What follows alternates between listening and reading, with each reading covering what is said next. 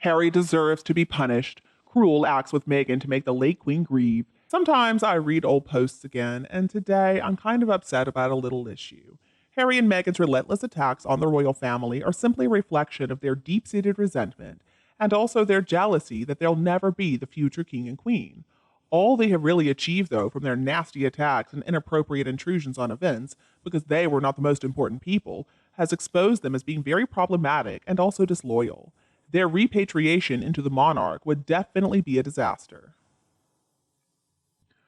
And I don't think I'll ever stop being upset about the reality that the beloved late Queen, who represented the British Commonwealth for over 70 long years and lived by her Christian faith that matches all other cultural beliefs for respect, humanitarianism, humility, and respect of our neighbors, regardless of race, color, or creed, was subjected to such intense emotional pain while suffering such awful physical pain too at the very end of her life.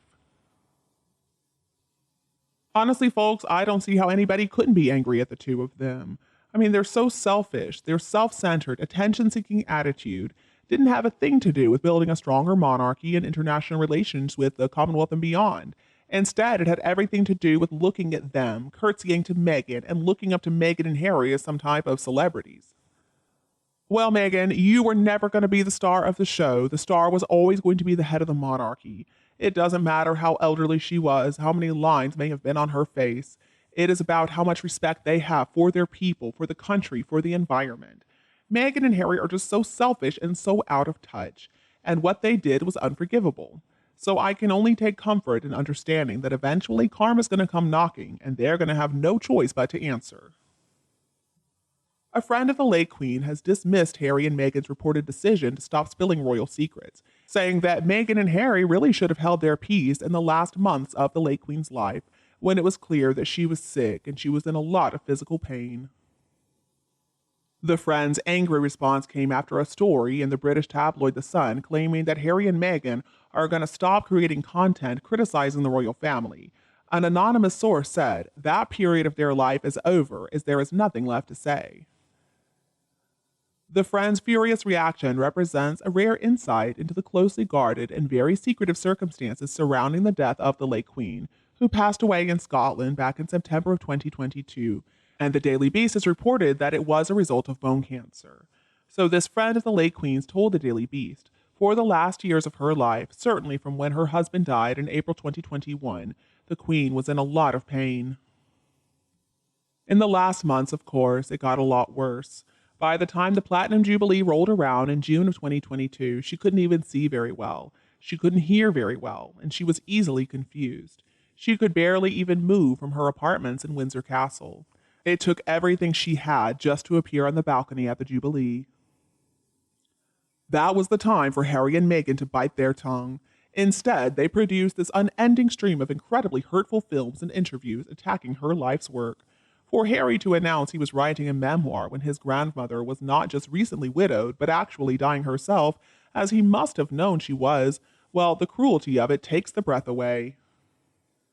The idea that they are now going to take a vow of silence after all the damage they have done, even if it was true, which I very much doubt, will do nothing to lessen the anger and disgust some of her friends feel about what they did to the Queen in her final years.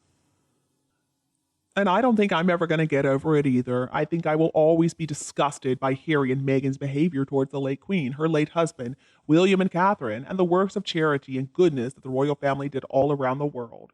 So I'm not going to consider Harry's return as anything but depressing, and these two actually deserve each other, even in misery. I have read that the king wants to give a gift to the imaginary Invisibet pretty soon, but I do not understand how he is trying to keep up the myth of their existence. How can he do that? How can he allow us, the public, to see his further endorsement and sympathy towards the two of them? What exactly is going on behind the scenes here?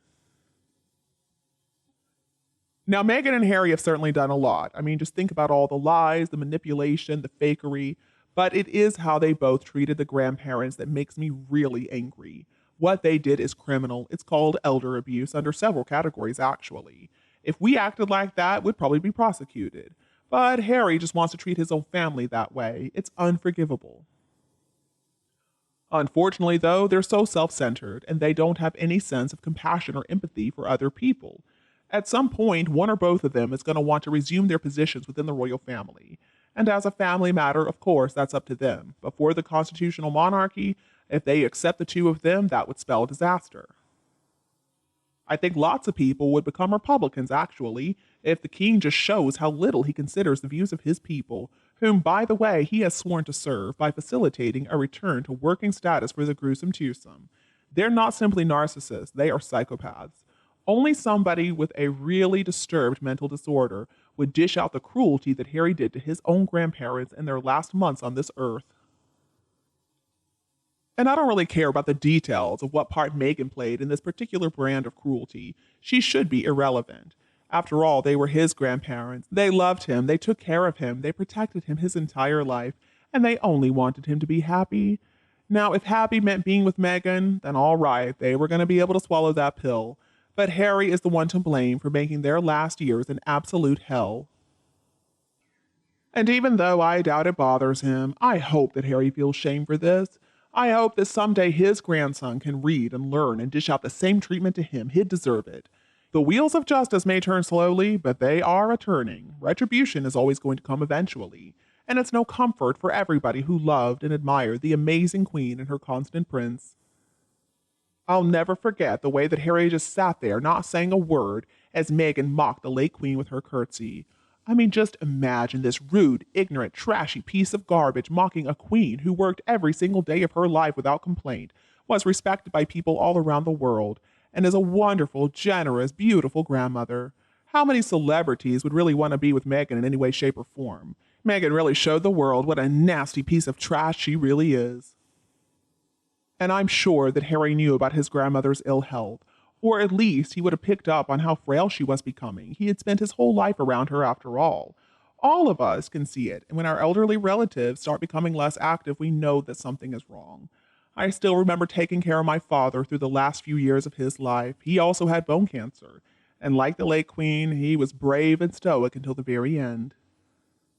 But nothing can give relief from the pain towards the end, absolutely nothing. I mean, even a light touch is unbearably painful.